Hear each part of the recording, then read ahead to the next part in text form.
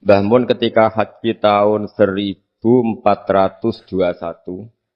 dan 1422 Hijriah. Iku beliau ngendikan dalam halaman 3 niku waqatin toba'a fi qalbi mimma fihi al-atharu thayyibah fi nafsi. Maka nafil marrati tsaniyah bima fihi min takhmidil ainain.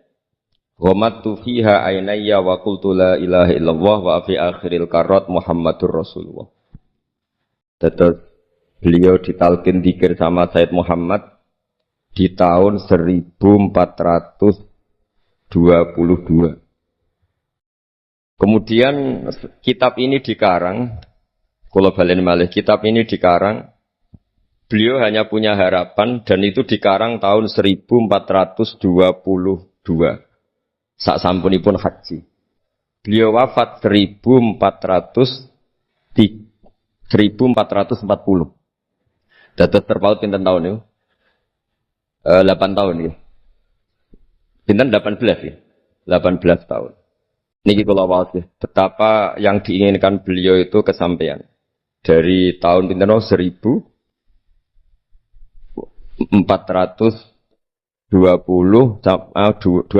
ya sama 22 terus beliau wafat 1440. Terpaut pinten 18 ya, 18 tahun. Beliau ngendikan kula maknani nggih. Niki yang sakral 20 menit. Asal Maulal Karim teng halaman 17. Saya tadi hanya sengaja bawa 7 itu angka kesayangan Mbah Mun juga karena ngikuti Quran dan hadis selalu pakai simbol angka 7. Asal Maulal Karim. Asa menawa-menawa sapa al Maulal Karim, Allah zat sing lomo iku ayasma'a. Menawa-menawa ayasma'a yen to ngumpulna sapa Allah taala. Yen to ngumpulna sapa Allah taala nafsi ma'a hamalatil ilm. Di saya ngarang ini semoga Allah mengumpulkan saya kata Mbah Mun maaf hamalatil ilmi sertane wong-wong sing gawa ilmu min ulama'i hadhil ummah. Saking ulama'i hadhil ummah. Wa bil akhasi lan kelan khusus ulama ahlil bait. Utawa ulama'i ahlil baiti ayyaks ma'a nafsi ma'a ulama'i ahlil bait. Jadi keinginan beliau saya ngikuti talqin ini, saya mengarang sanad ini. Saya mengijazahkan sanad ini. Jadi memang beliau menulis itu 3 kali.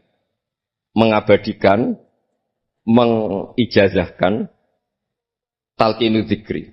Kemudian berharap itu manfaat. Dan keinginan beliau, saya ingin kumpul ulama hadhil ummah, wabil aqas ulama ahlil bait. Yaitu ulama-ulama ahli bait Rasulullah sallallahu alaihi wasallam. Alladzina rupane wong akeh khassa kang nertemtokno hum alladzina sapa Allah wa taala bi khassa iso. Kelan pira-pira kekhususan layak alamu kang ora mirsani azamataha ing keutamaane khassa sapa illallah taala sapa Allah taala. Dados keinginan beliau 18 tahun yang lalu itu tercapai juga tidak sekedar maknawiyah saja tapi secara jusmaniyah. Kalau secara maknawiyah tentu Mbah Mun itu sangat dekat dengan ulama ahlil bait maupun yang tidak ahlil bait, yaitu ngurmat santri, nasrul ilmi, tarbiyah dan seterusnya. Tapi Allah nuruti beliau tidak sekedar maknawiyah sampai secara apa? Jusmani. Karena makam beliau itu di Ma'lah bukan sekedar Ma'lah, tapi benar-benar Ma'lah yang dekat Sayyidah Khadijah.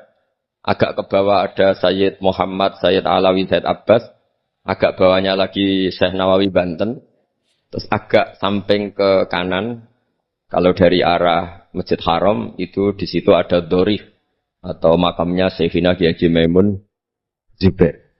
Jadi jam'unya itu jam'un rohaniyatan wa jam'un apa? Jusmaniyah. Jadi ini, ijazah ini berkali-kali diijazahkan Mbah Mun. Tapi mungkin sebagian alumni tidak baca. Nah, delok potongannya ini buatan moco.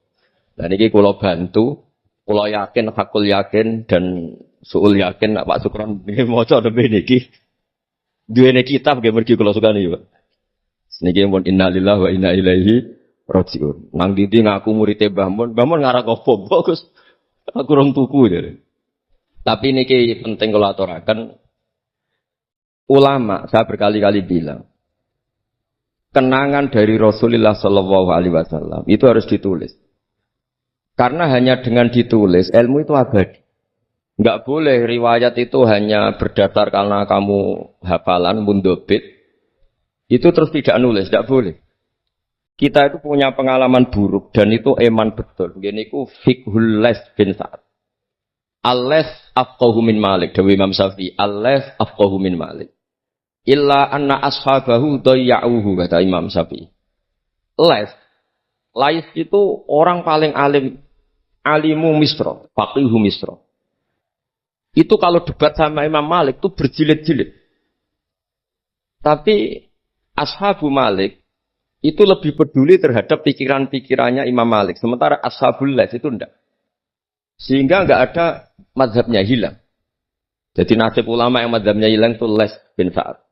Kemudian Sufyan bin Uyainah, ini semua gurunya Imam Malik. Sufyan Ats-Tsauri juga gurunya Imam Malik, gurunya Imam Syafi'i. Nanti nasibnya Mbah Mun, kalau tidak ada yang mentadwin, membukukan, akan seperti itu. Karena orang akan menafsirkan tidak dengan panduan guru-gurunya ila Rasulullah sallallahu alaihi wasallam. Saya masih ingat ketika ini betapa luar biasanya Mbah Mun tentang tafsir. Seperti yang kita katakan Gus Rosid tadi, Mbah Mun itu putra Mbah Zubair.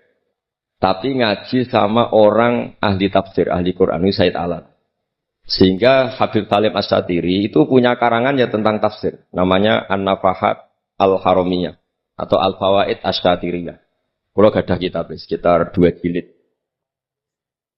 Mbah Mun itu dulu ngajar kita Faidul Khabir fi ulumil Quran, fi ulumit tafsir. Rian ngajar seminggu 2 kali di MGS.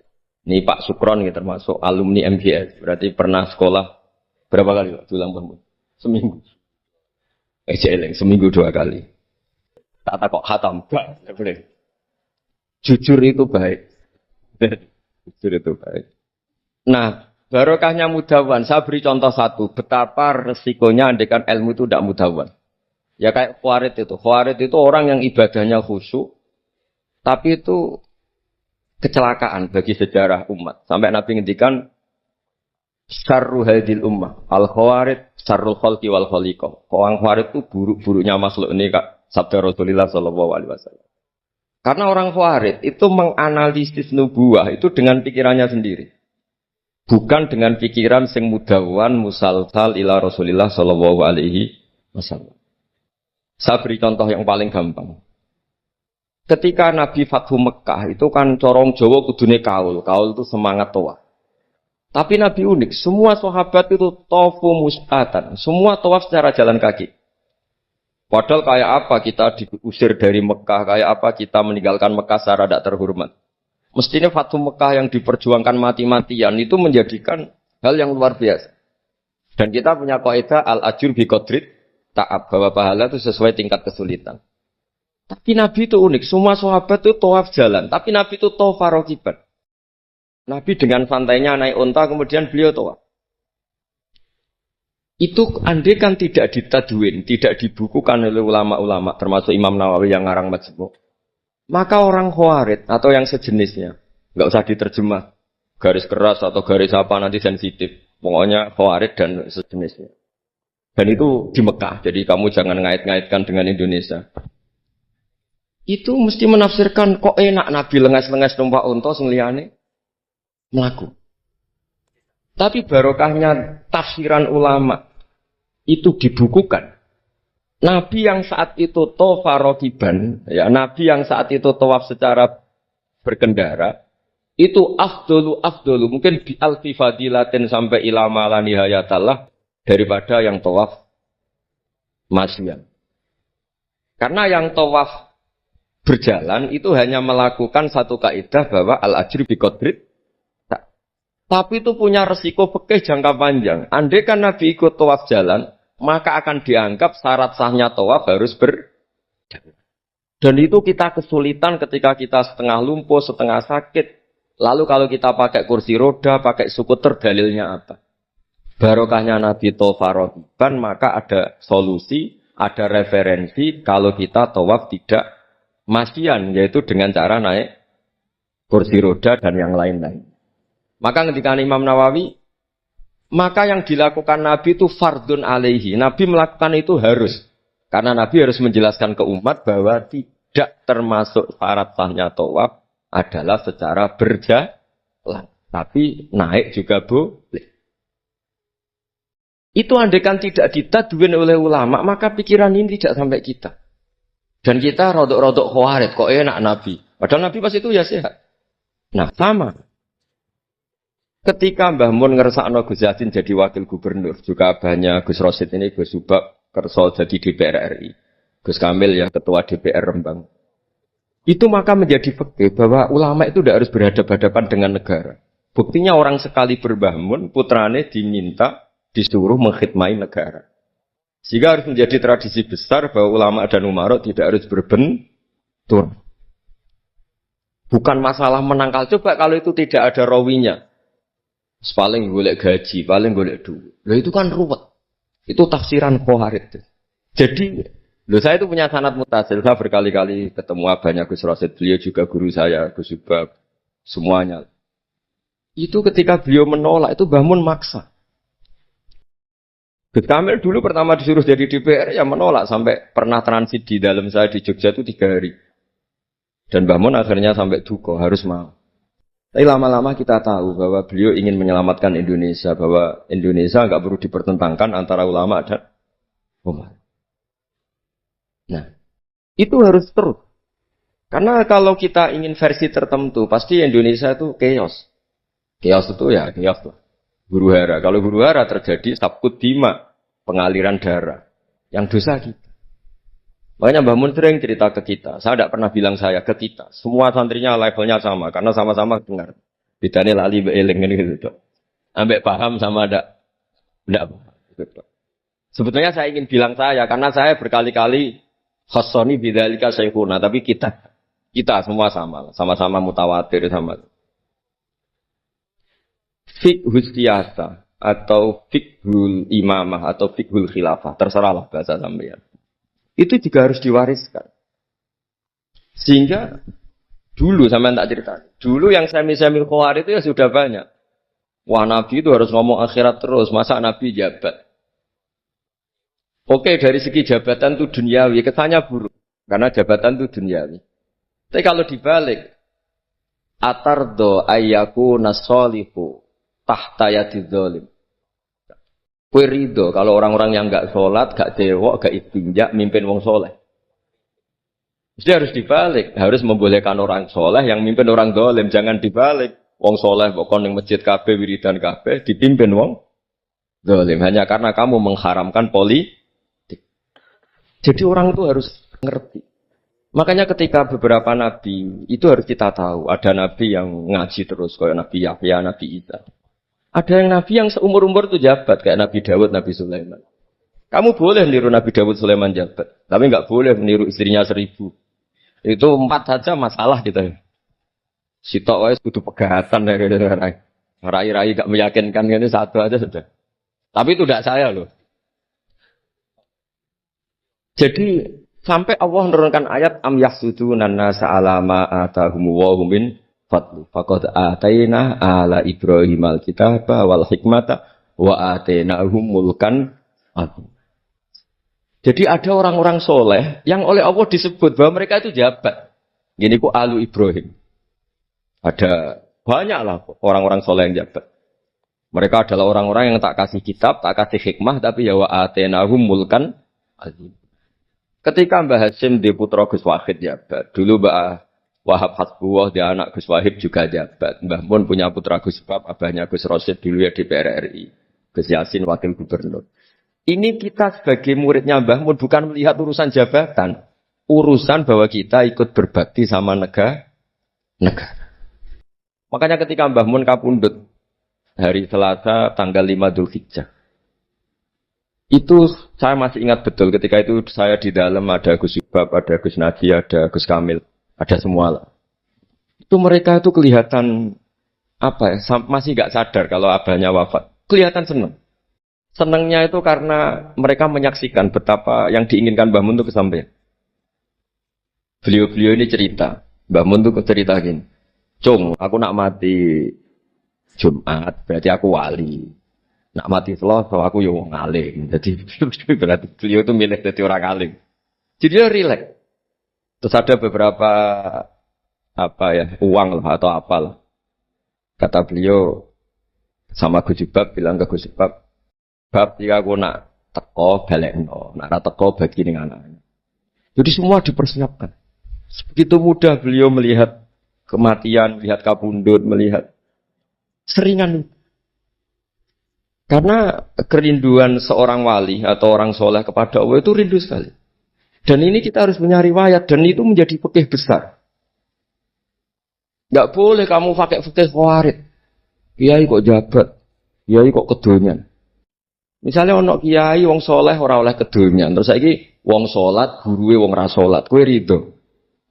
Wong salat guruwe wong ora salat. Kok sing salat kok kon melarang. Dadi nak fikih aja fikih khawarij.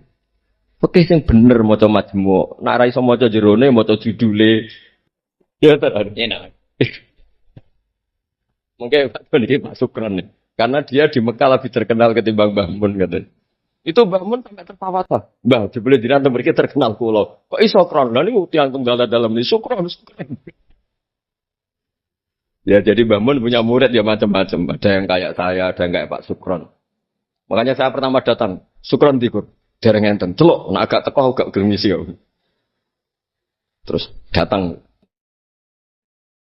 Tadi di saya, Gus tahu difoto, nek raja jenengan gak difoto. Terus saya bilang gini, saya itu kalau di mana-mana sering jejer wong putih lagi ki jejer wong ireng.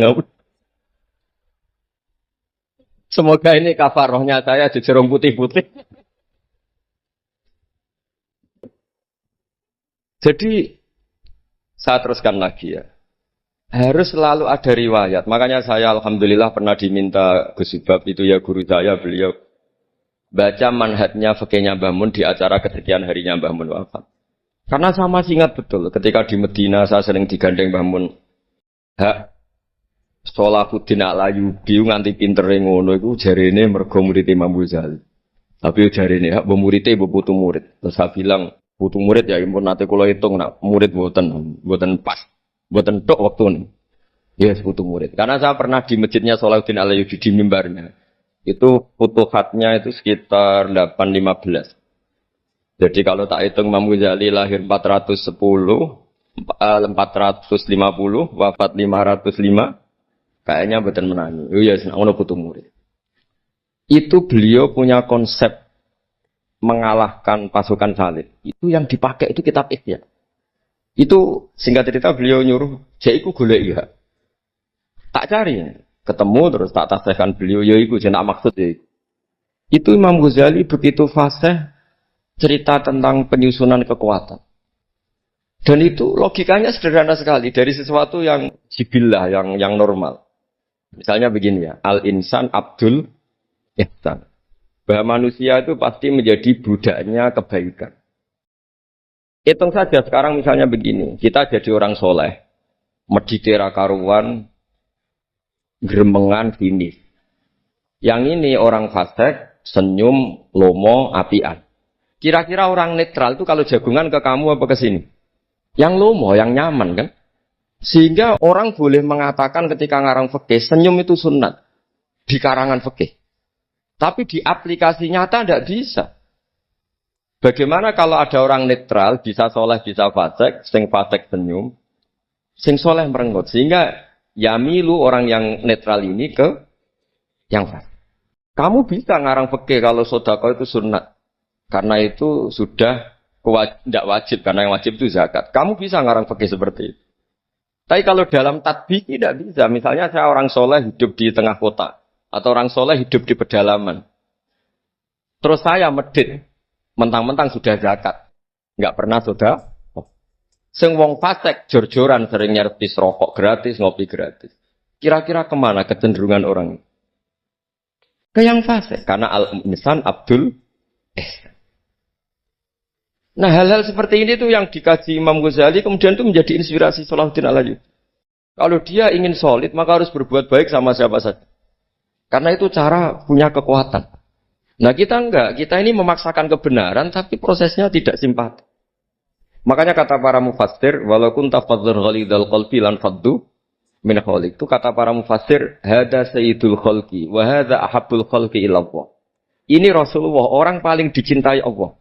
Itu saja sekali salah dalam perilaku sosial, itu bayangannya lan faddu min khaliq. Orang akan bubar. Padahal ma'anna hada mu'ayyadun bi ruhil qudus. Padahal Rasulullah itu orang yang diberi kekuatan malakut, kekuatan langit. Itu saja dibayangkan kalau salah secara sosial, lan faddu min khaliq. Orang akan bubar. Apalagi kamu yang tamatnya enggak jelas, dididik gak mandi, terus salah sosial, taqabbal wa minna minkum taqabbal, ya kan?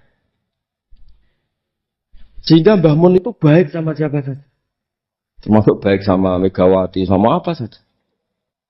Bahkan beliau sebelum haji sempat ketemu Megawati, dan beliau sebelum itu ya pernah bilang ke saya, ke kita. Aku ketemu Bu Mega dan Indonesia aku damai.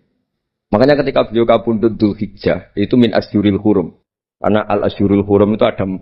Dzulqa'dah, Dzulhijjah, Muharram, Rajab. Beliau kapundhut 5 Dzulhijjah. Bulan yang termasuk sakral di Islam.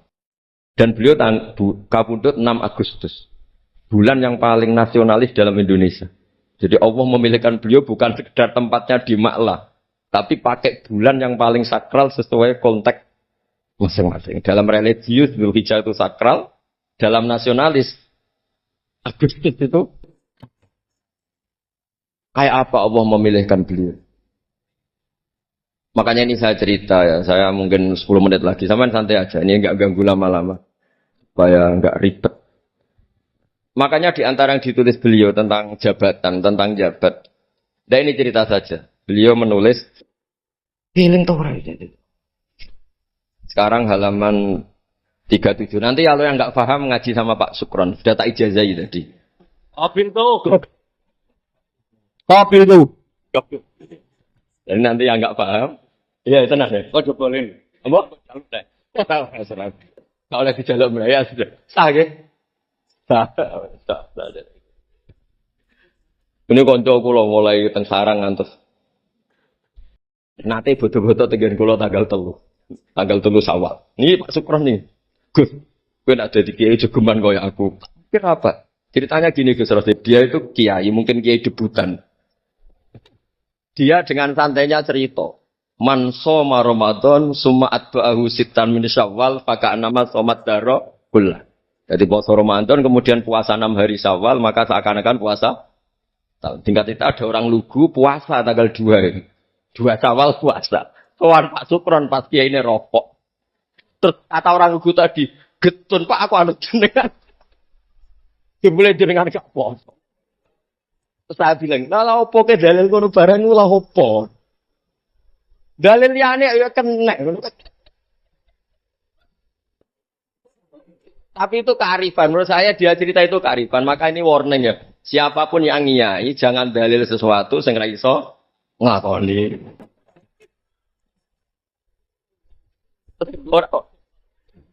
Ini ilmiah. Lho kula lah ora pati wani dalil sing ngoten-ngoten ora wani. Mergo wong santri sarang bebas ora usah dirakat bebas. Mun ping 6. Tambah ping. Ini dari bawah. Memang ini didikan sarang yang keterusan. Mbah Mun itu kan mengharamkan santri dirakat. Jadi santri ora usah dirakat. Santri sarang ora usah dirakat. Mondok sarang tok iku wis dirakat. Wong yo banyune wasin kadang ape ning WC yo iku ning lembak-lembak. Wis banyu asin gone sesekan ra di dhuweke wis tuwara tenan sing ngono. Jadi ra usah tirakat iku wis tirakat. Jadi saya ulang lagi ya. Al-fiqhu fikih itu harus mudawwan. Saya yang sudah kecelok alim saja itu sering enggak tahu kalau itu tidak ditulis oleh ulama-ulama kita. Kayak tadi, kenapa Nabi tofa rokiban? Padahal Nabi juga yang mengajari al-ajru bi qadrit. Andai kan Nabi tidak tofa rokiban, maka kita akan kesulitan nyari referensi bagaimana hukumnya tawaf pakai kursi roda. Barokahnya mudawwan dianalisis oleh Imam Nawawi dan seterusnya bahwa Nabi tofa rokiban adalah wajib bagi beliau untuk memberi pelajaran bahwa itu sah. Coba kalau nggak ada penjelasan itu, mungkin orang menduga-duga. Nabi ku piye dipek menangi dewi, mau kuarit sama nanti pikirannya. Dan itu harus ada yang mudah buat. Sama seperti Nabi Dawud, Nabi yang jabat, Nabi Sulaiman, Nabi yang jabat. Supaya jabatan itu tidak tunafis solahiyah. Bahwa jabat itu tidak berlawanan dengan kesolehan. Katanya banyak orang soleh yang jabat. Tentu yang enggak jabat lebih banyak. Isra'at tabilo. Kok Pak Sukron ya soleh tapi buatan jabat. Cuma soleh sampai kuat ngantek kapan ya roh. Nah ini yang halaman ini terakhir. Ini masih 7 menit. 37. Hada summa inda nazarna ilal adarisan. Bismillahirrahmanirrahim. Wal mamlakatani al-ukhrayani allatani mazalata qaimataini ilal yaum. Ani al-mamlakatal hasimiyah al-urduniyah wa mamlakatal maghrib. Tawallahuma al-hasaniyuna aidan. Artinya Mbah Mun cerita bahwa banyak orang-orang soleh bahkan min dzurriyyati Rasulullah sallallahu alaihi wasallam dan mereka jabat jadi raja, yaitu pasnya di Maroko adalah rajanya Al-Hasani, apa? Hasani. Juga di Ordon, di Jordan, itu rajanya Al-Hasani. Intinya Mbah Mun mau ngendikan kamu jangan anti jabatan. Banyak orang-orang soleh yang jabat. Bukan sekedar soleh, tapi itratu Rasulillah, al-itra at-tahira, itratu Rasulillah sallallahu alaihi wasallam. Ini dan beliau menulis itu. Wal mamlakatani al-ukhrayani allatani mazalata qaimatain ilal yaum. Ani al-mamlakatal hasimiyah al-ordoniyah wa mamlakatal maghrib tawallahuma al-hasaniyah itu. Hada tsumma idza nadzarna ilal adarita. Adarita itu Sayyid Idris. Sayyid Idris itu Al-Hasani ya. Jadi Al-Hasani yang paling populer di Maroko namanya apa? Al-Idris. Makanya disebut Adarita. Yang dzurriyyahnya Al-Idris disebut apa? Adarita. Kayak yang bermadzhab Hambali disebut Hanabilah. Summa idza nazarna ilal adarisa wajadna anna ba'dhum wasalu ila sultanah war riyasa. Faqad sabaqa an assasa Sayyid Idris bin Abdullah daulatan azimatan fil Maghrib. Wa nudiya bi Sayyid Muhammad At-Tanusi malikan ala Libya. Jadi ini ya saya mau cerita Mbah Mun itu satu khazanah besar. Melahirkan murid-murid yang alim alamah ya banyak. Banyak sekali tidak bisa dihitung. Melahirkan murid yang bahkan putra yang cakap politik banyak. Siapa yang enggak ngakui alimnya Gus Najib? Siapa yang enggak ngakui fleksibelnya Gus Subab di jabatan Gus Kamil? Itu enggak bisa terhitung. Makanya ini khazanah besar, enggak usah dibentur-benturkan. Ada yang nekuni alim, ada yang nekuni jabatan. Semua itu untuk li'ila'i napa? Kalimatil. Jadi ini enggak ada masalah. Wonten sing konaah Bapak Sukron, urip pokoke meneng ae. Sok urip ngono ae. Tapi tadi sudah tak ijazahin. Nanti pokoknya ini kalau nggak paham, tanya Pak Sukron. Assalamualaikum warahmatullahi wabarakatuh.